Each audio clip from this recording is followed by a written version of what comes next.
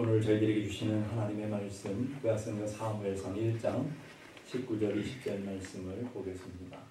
구약성경 사무엘상 1장 19절 20절 말씀 우리 함께 다 같이 한 목소리로 봉독합니다. 그들이 아침에 일찍 일어나 여호와 앞에 경배하고 돌아가 라마의 자기 집에 이르니라. 엘가나가 그의 아내 한나와 동침하매 여호와께서 그를 생각하신지라. 한나가 임신하고 때가 이르매 아들을 낳아 사무엘이라 이름하였으니 이는 내가 여호와께 그를 구하였다 함이더라. 아멘. 여러분은 행복하십니까? 행복한 사람이 행복한 세상을 만든다 하는 얘기가 있습니다. 여러분의 마음이 행복해야 여러분의 가정이 행복하고요. 여러분이 행복해야 여러분의 자녀들이 행복하고요. 여러분들이 행복해야 여러분이 섬기는 이 교회가 행복한 공동체가 되어질 줄로 믿습니다. 그럼 어떻게 하면 행복해진가? 이 행복이 우리의 마음의 상태에 따라 달라지는 거 아니겠습니까? 우리의 마음이 하나님의 은혜로 하나님을 만난 감격으로 하나님을 경험한 그 놀라운 영적인 체험이 여러분의 마음을 꽉 붙들고 있을 때 여러분들은 어떤 형편이나 어떠한 삶의 자리에 있다 할지라도 행복한 하나님의 사람들이 되어질 줄로 믿습니다. 그러면 어떻게 그 하나님을 만나며 하나님의 그 놀라운 은혜를 누리며 살아가게 되는가 하는 것을 보게 되죠. 한나가 인생에 경험한 그 하나님, 우리의 이 성경에 나온 믿음의 선진들, 믿음의 조상들이 경험했던 그 하나님, 그 하나님을 나는 어떻게 맛보며 어떻게 그 하나님을 경험하게 될까 하는 그런 놀라운 은혜들을 우리는 소망하며 살아가게 되는 줄로 믿습니다. 오늘 예배가 그 하나님을 만나는 예배가 되기를 간절히 바랍니다. 이 예배가 한나가 경험한 하나님의 응답을 경험한 그 놀라운 은혜를 경험하는 여러분들이 하나님을 만나는 귀한 은혜의 시간이 되기를 간절히 축복합니다. 그러기 위해서 하나님 만나고 체험할 가장 큰 비결은 뭐라고 그러죠? 기도라고 그러죠. 기도의 통로를 통해서 하나님을 만나고 기도의 통로를 통해서 우리 하나님의 임재를 맛보게 되어지는 것이죠. 그래서 우리 지난번에 신앙의 공식에 관해서 말씀드렸습니다. 우리 인생에 수많은 문제, 수많은 아픔들이 일어날 수밖에 없는 우리 세상을 살아가고 있고요. 그 수많은 문제가 우리를 기도의 자리로 이끌어가는, 기도를 낳게 하고요. 그 기도가 기적을 경험하게, 하나님의 살아계심을 경험하는 통로가 되어지고요.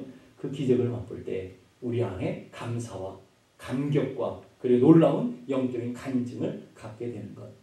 우리는 인생에 문제가 없기를 바라지만 오히려 문제가 우리를 기도의 자리를 이끌고 그 기도가 우리로 하여금 하나님을 체험하게 하며 그 하나님의 체험에 감격과 은혜를 갖고 있을 때 우리는 행복한 사람, 감격의 사람, 감사의 사람이 되어지는 줄로 믿습니다. 그 은혜를 소망하며 오늘 한나가 하는 신앙 고백의 고백을 우리 한번 찾아가며 하나님의 은혜를 함께 나누기 원합니다. 한나 고백한 신앙 고백 첫 번째, 하나님은 들으시는 하나님이시다. 나의 기도를 들으시는 하나님이시다 라고 고백하고 있습니다. 20절 보십시다.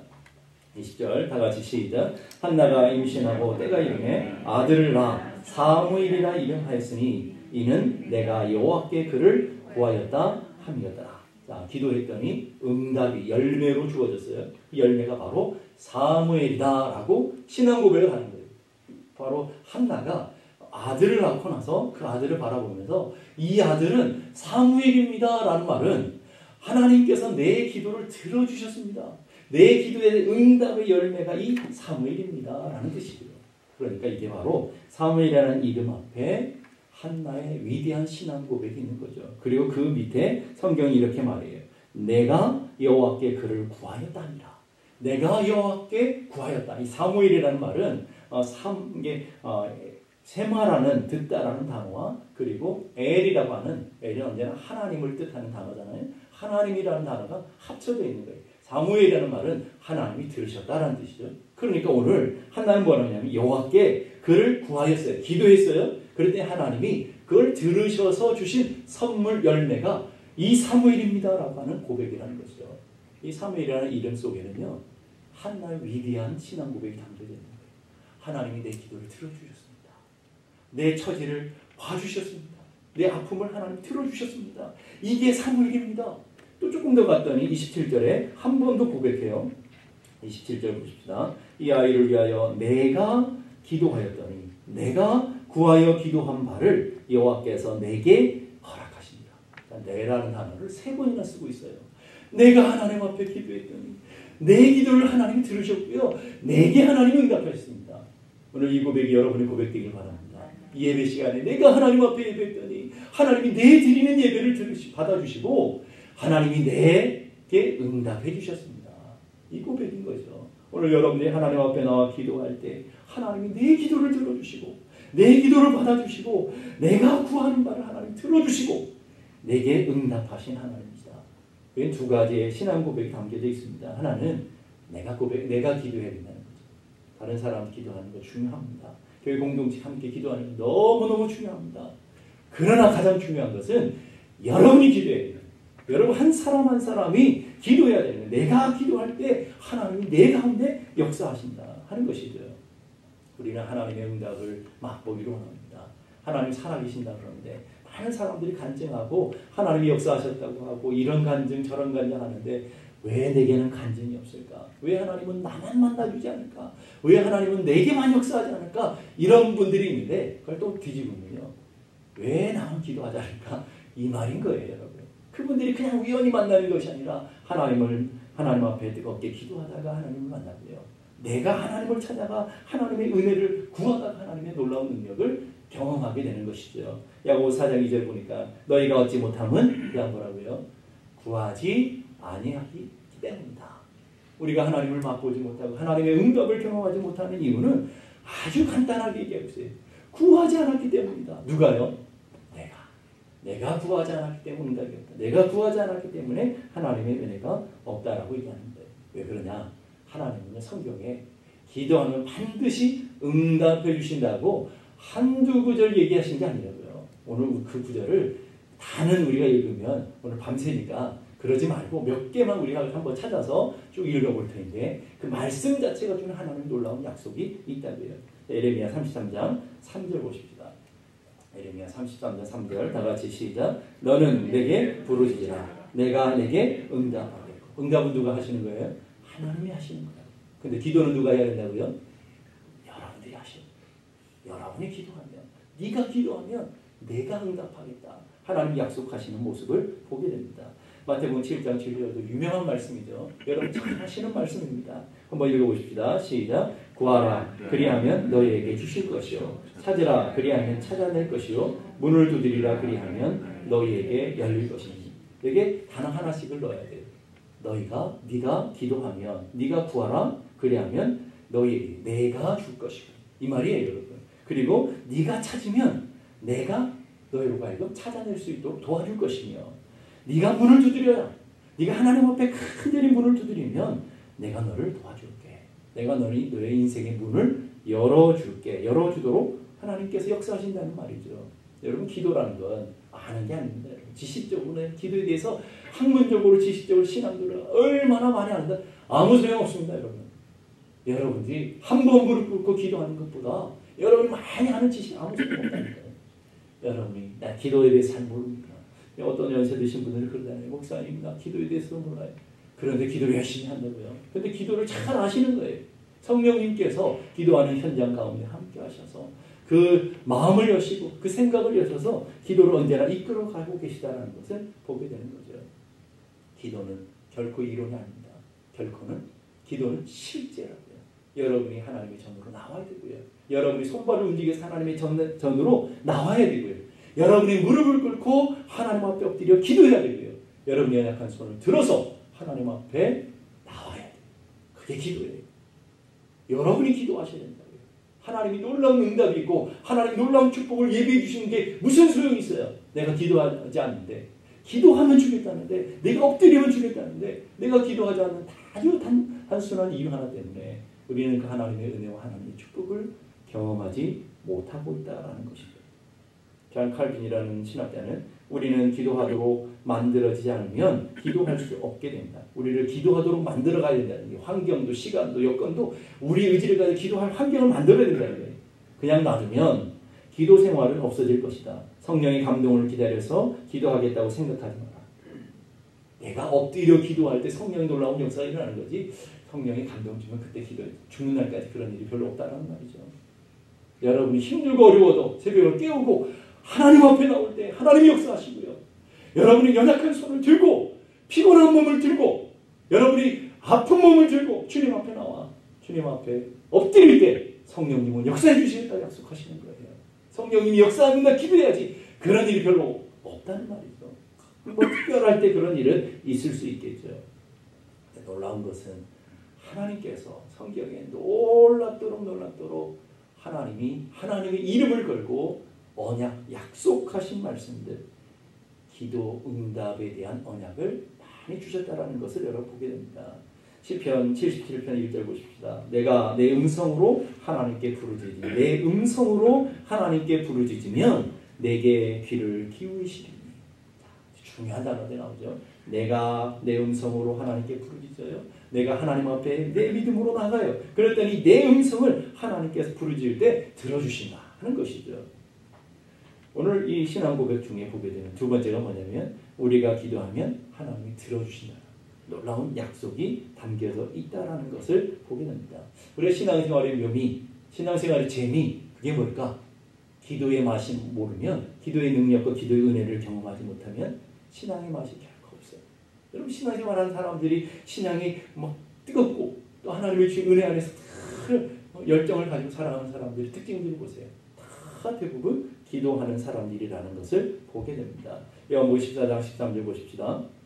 요한복음 14장 13절 다 같이 읽겠습니다. 시작. 너희가 내 이름으로 무엇을 구하든지 내가 행하리니 이는 아버지로 하여금 아들로 말미암아 영광을 받으시게 하려 합니다. 자, 너희들이 무엇을 구하든지 누가 응답한다고요? 하나님이 시행하겠다. 응답하겠다. 약속하셨어요. 요한복음 16장 24절 다 같이 시작. 지금까지는 너희가 내 이름으로 아무것도 구하지 않았으나 구하라. 그리하면 받으리니 너희 기쁨이 구하래요. 그럼 어떻게 한다고요? 받는다. 하나님의 응답이 약속되어 있어요. 시편 6편 2절 보십시다. 시편 6편 2절 다 같이 시작. 기도를 들으시는 주여 모든 육체가 주께 나오리다. 기도를 하나님이 들어주신대요. 약속이죠. 시편 34편 4절 다 같이 읽겠습니다. 시작. 내가 여호와께 구하매 내게 응답하시고 내 모든 두려움에서 나를 건지셨도다. 믿습니까?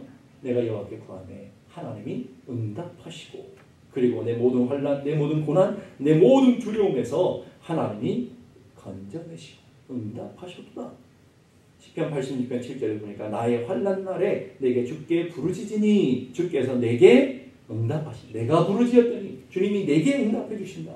이 단어가 계속 반복되는 걸 여러분 보시죠. 다음 시편 118편 5절도 보니까 내가 고통 중에 여호와께 부르짖었더니 여호와께서 응답하시고 나를 광활한 곳에 세웠다. 내가 기도했더니 하나님이 내게 응답해 주시고 나를 그 환난에서 벗어나 높은 은혜의 자리로 하나님의 놀라운 역사의 자리로 세워주셨다. 이사야서 58장 9절에도 보니까 내가 부를 때에는 나 여호와가 응답하겠고 내가 부르짖을 때에는 내가 여기 있다 하리라. 내가 하나님 앞에 나 부르짖으면 하나님이 우리의 기도하는 현장에 임재해 주시겠다.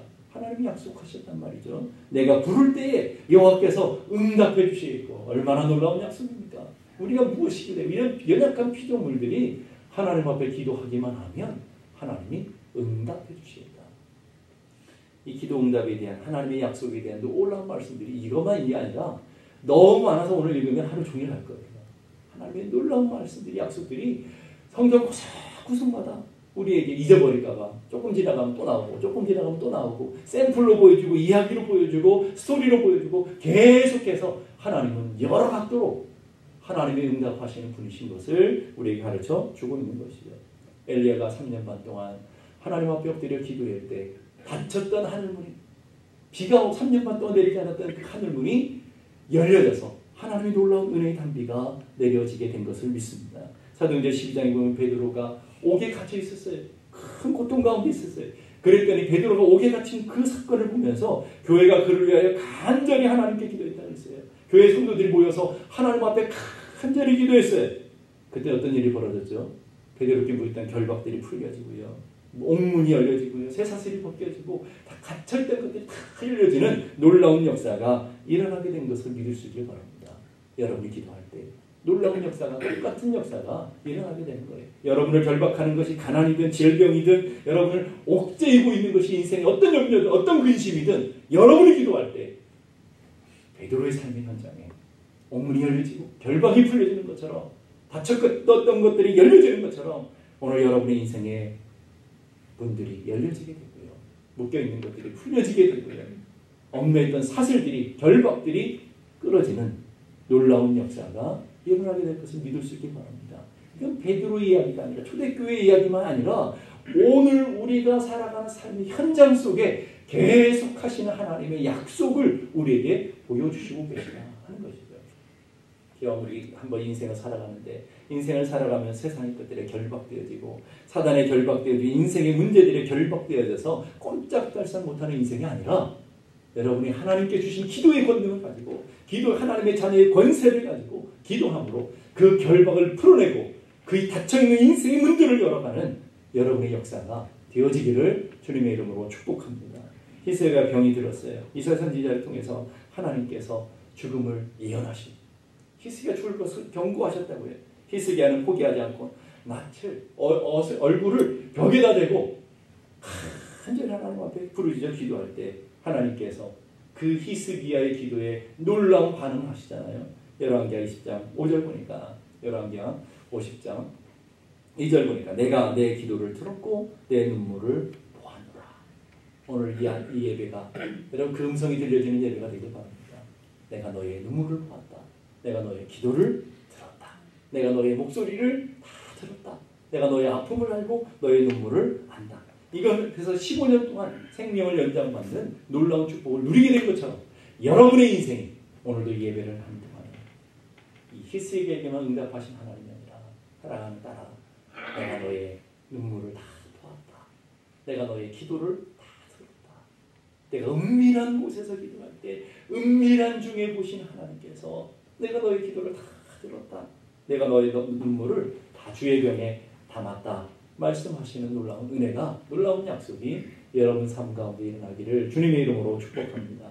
여러분 요나를 아시죠? 요나는 불순종한 요나 이렇게 요나의 이름 앞에는 불순종한 요나 한번 불순종했다가 역사 대대로 불순종의 대명사 우리보다 더 나은 분인데 불순종의 요나 이렇게 닉네임이 붙여진 분이 바로 요나 아니겠습니까? 근데 놀라운 것은 그 불순종을 통해서 풍랑을 만나서 바다 가운데 빠져지게 되잖아요. 큰 물고기 뱃속에 앉아서 이제 기도하는데 놀라운 고백의 기도를 하잖아요. 요나서 2장에 보니까 요나가 물고기 뱃속에서 그 하나님 여호와께 기도하여 가로되 내가 받은 고난을 인하여 여호와께 불러 아뢰었더니 주께서 내게 대답하셨고 그리고 내가 스올의 뱃속에서 부르짖었더니 주께서 나의 음성을 들으셨구나. 요나가 그걸 고백하는 거라고요. 여러분 보세요. 불순종에서 하나님을 떠나는 요나가 기도에도 하나님을 들으시는 하나님이시라면 여러분들이 하나님 앞에 간절히 기도할 때 여러분이 하나님 앞에 믿음으로 기도할 때 하나님은 여러분의 기도를 들어주시는 분이신 것을 믿을 수 있기를 바랍니다. 복음성가에 보면 주만 바라볼지라는 복음성가가 있죠. 하나님 사랑의 눈으로 너를 어느 때나 바라보시고 하나님 인자한 귀로서 언제나 너에게 귀 기울이시니 어둠의 밝은 빛을 비춰주시고 너의 작은 신음에도 응답하시니 너는 어느 곳에 있든지 주를 향하고 주만 바라볼지라. 우리 그렇게 찬양한다고요. 찬양만입니까? 여러분 안에 고백은 아닙니까? 하나님 사랑의 눈으로 너를 어느 때나 어느 곳에서나 바라보시고 하나님 인자한 귀로서 언제나 너에게 귀를 기울이시니 어둠의 밝은 빛을 비춰주시고 너의 작은 신음에도 응답하시는 너는 어느 곳에 있든지 주를 향하고 주만 바라볼지다. 여러분 오늘 우리가 그렇게 찬양한다고요. 그 찬양의 고백대로 여러분의 삶의 자리에 하나님의 놀라운 은혜가 일어나는 귀한 역사가 있기를 간절히 바랍니다. 하나 고백한 두 번째는 뭐냐면 그 하나님은 나를 생각해 주신 하나님이시다라는 거예요.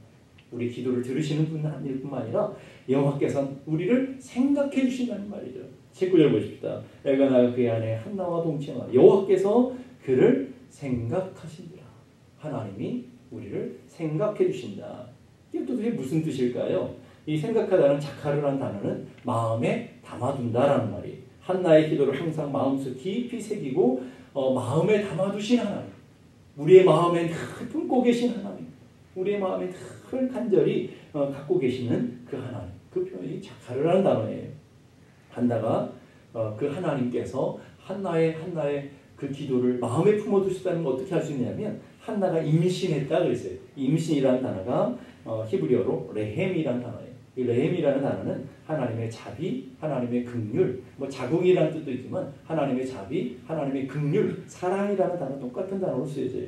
그러니까 임신했다는 말은 하나님의 그 자비와 하나님의 긍휼, 하나님의 사랑을 품게 됐다라는 말이에요. 생명을 품었다는 것은 바로 하나님의 사랑과 하나님의 자비와 긍휼을 그 한나가 품었다는 말이에요.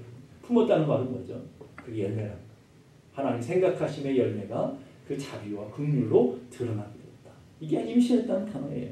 여러분, 사무엘을 잉태한 것이 곧 하나님의 은혜와 긍휼을 품게 된 하나님의 긍휼과 하나님의 자비의 열매로 주어지게 된 것이다 라고 하는 고백인 것이죠. 여러분 어렸을 때 여러분이 자녀들이 어렸을 때에 자녀들을 키우면서 부모들은 어떠나요? 온 신경을 자녀들에게 다 주잖아요. 잠을 자도 깊이 자지 못하고요. 밥을 먹어도 먹는 둥 마는 둥 뭐 언제는 밥 먹었는지 안 먹는지 기억도 안 날 때가 많잖아요. 왜 그럴까요? 온 신경이 다 애들에게 집중되어 있기 때문에 그렇죠. 아이들 생각을 가득 차 있기 때문에 울면 왜 우는지 관심을 가지고 필요를 채워주려고 하고요. 그리고 아프다 그러면 어디가 왜 아픈지 그걸 해결해 주려고 몸부림치는 게 부모의 마음일 거라고요.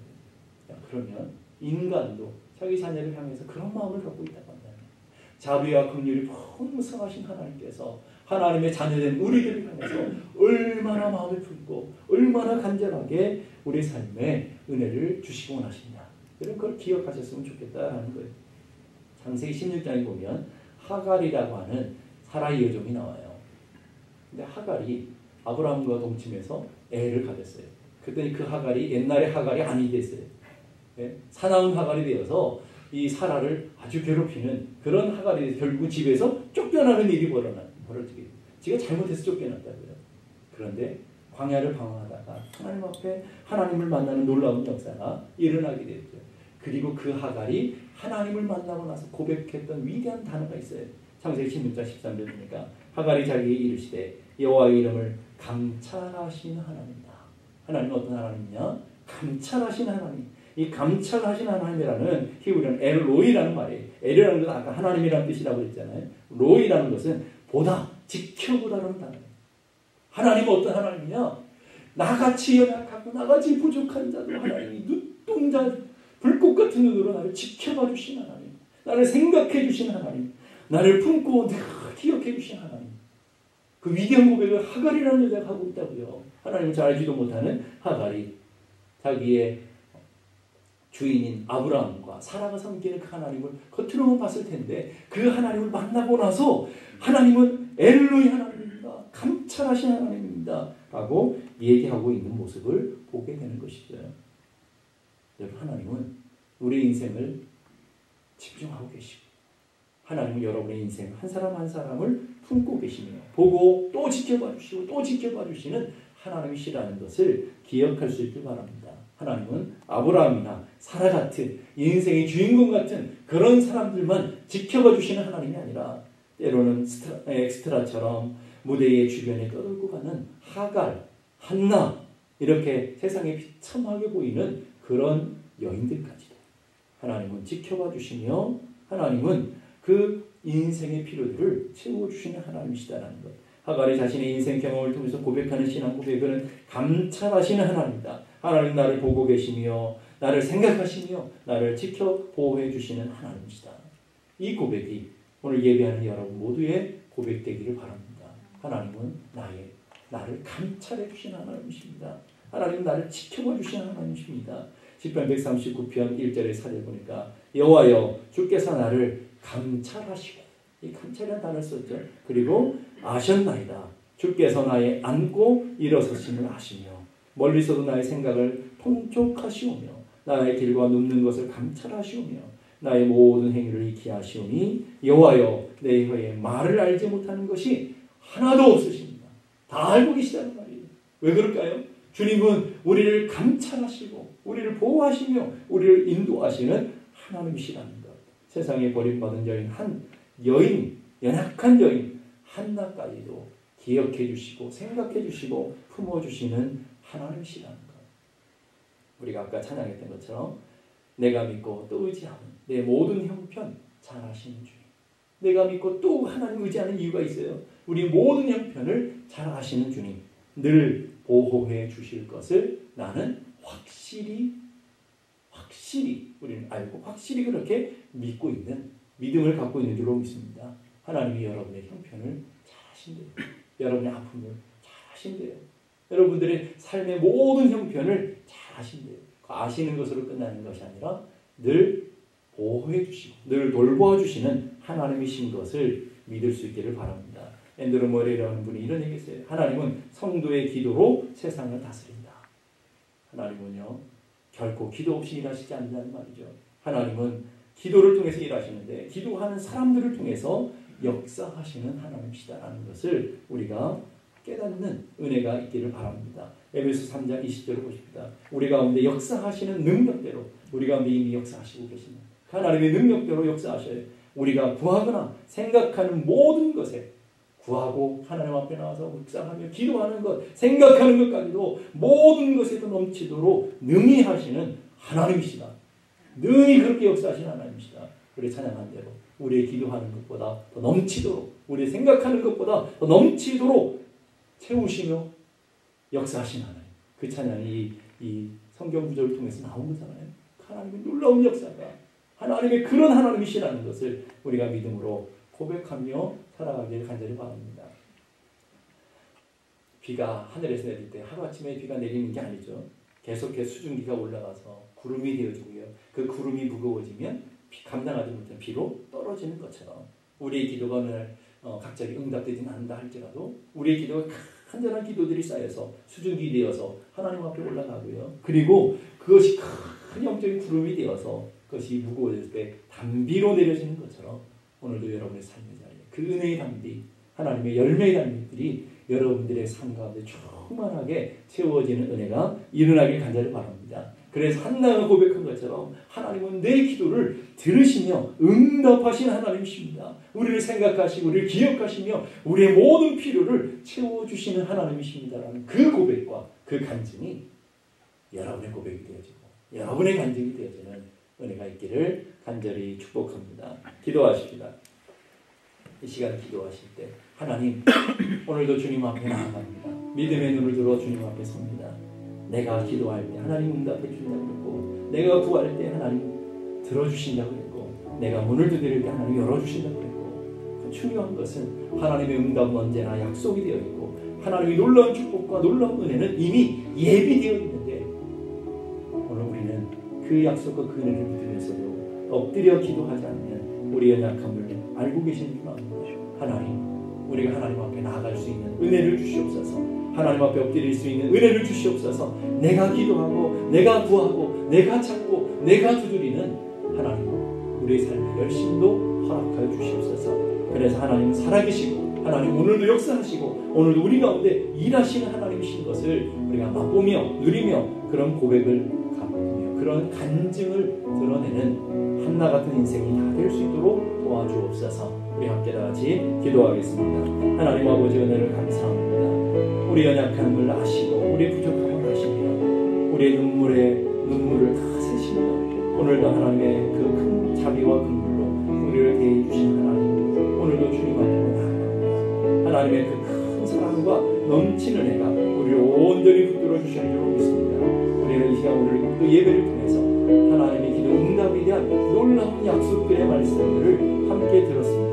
하나님 오늘 우리가 하는 것으로 끝나는 것이 아니라 우리의 삶에 무릎을 꿇고 연약한 손을 들고 하나님의 전전으로 나아가 하나님을 찾고 하나님을 구하고 하나님 앞에 간절히 두드리며 우리 인생의 결박들이 풀려지고 우리 인생의 문들이 열려지고 우리 아픔이 해결되어지고 우리 질병이 치료되어지고 사단의 권세들이 무너뜨려지고 어둠의 영들이 떠나고 우리 삶 가운데 하나님의 살아계심을 경험하고 하나님의 임재를 맛보는 놀라운 역사들이 우리 삶 가운데도 일어날 수 있도록 인도해 주옵소서. 우리의 가정 가운데도 일어날 수 있도록 도와주옵소서. 우리의 자녀들 가운데도 일어나게 하여 주시옵소서. 우리 성도 한 사람 한 사람 가운데 하나님의 놀라운 역사가 하나님의 살아계신 역사가 드러나는 귀한 통로들로 쓰일 수 있도록 인도하여 주시옵소서.